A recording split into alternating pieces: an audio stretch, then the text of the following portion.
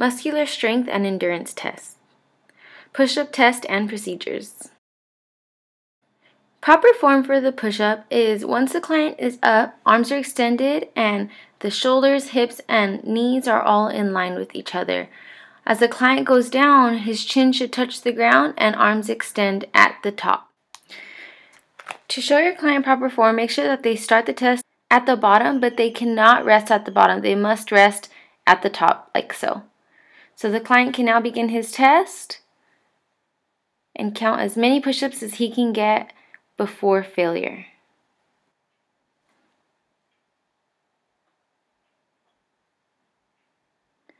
So in this case, you'll see your client starts getting tired. As long as it's good form, that's still a good rep. And once they start breaking form, just like there, then you don't count it and the test is terminated.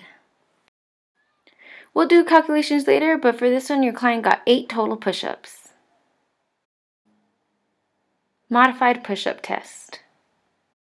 This test is just like the other test. The only thing is the client is allowed to keep their knee on the ground. Their shoulders, hips, and knees should still be in line with each other, and feet should be on the ground. Client's chin should touch the ground. Make sure that their stomach does not rest on the ground and that their arms are in full extension at the bottom. Client may begin his test now and count the number of reps he can do before he has to rest or before form starts breaking. If your client has fatigue, then you will record the total number of push-ups completed.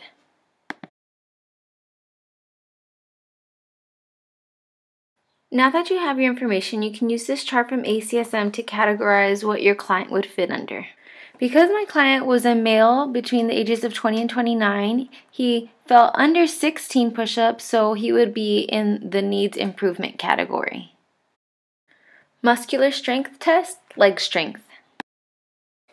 It is always important to have your client stretch and warm up before doing any kind of test, especially a maximal test like the one that we were going to be doing for the 1 rep max leg strength test. So have them stretch out their legs, their hamstrings for about 5 minutes prior to the exercise, then you may begin.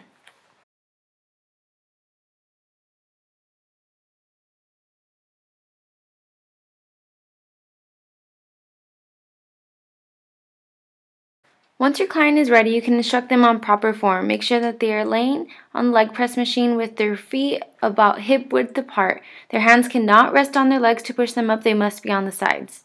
Let them know that they need to push their legs up, release the lever, and then they may begin. So their legs do not lock out at the top. Make sure that they have a slight bend during the test.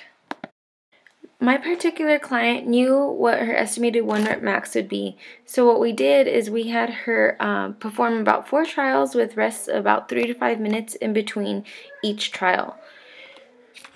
We used a percentage of 50 to 70% of her capacity to warm up with, and then resistance progressively increased by 2.5 to 20 kilograms until she couldn't complete the repetitions any longer. In order to stay consistent, all of the reps must be performed at the same speed and range of motion to be counted as a good rep.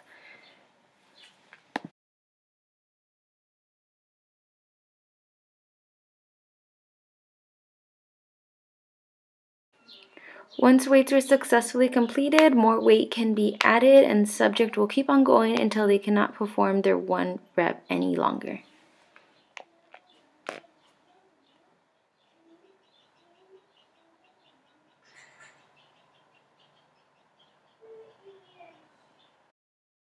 Once your client starts getting closer to the projected 1 rep max weight, then you want to be around to make sure they need assistance. So you can stand by and you'll see that she starts coming down because the weight's too heavy, so you can assist them at that time. That rep would not count, so you would count the rep before this one. In order to classify your client, you'll get their weight. She was 68 kilograms and the weight pushed for her 1 rep max, which was 100 kilograms. You would do a ratio of weight pushed per body weight, and we got 1.47. Now that you have that number, you can look at the ACSM chart and fitness categories to see what she would fall under, and she would be categorized as average. The anaerobic endurance test is used for clients who are relatively new to working out or also for the older population. So basically what you have your client do is you have them perform sets of 2 to 10, with starting with a lower weight and then gradually increasing. If your client is able to complete more than 10 reps, then you would gradually increase the weight by small increments, about 2 kilograms to 20 kilograms, until you can find a set where the client is not able to reach more than 10.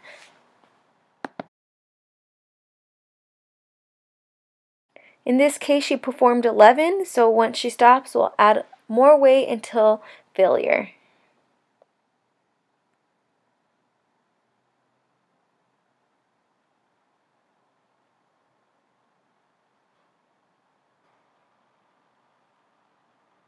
So this client got 8 reps, and you would also record the amount of weight lifted in pounds.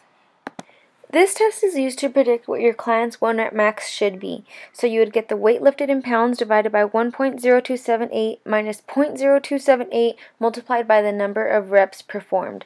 So in our client's case, you got 95 pounds divided by 1.0278 minus 0.0278 times 8 successful reps, which gives her an estimated 1 rep max of 118 pounds.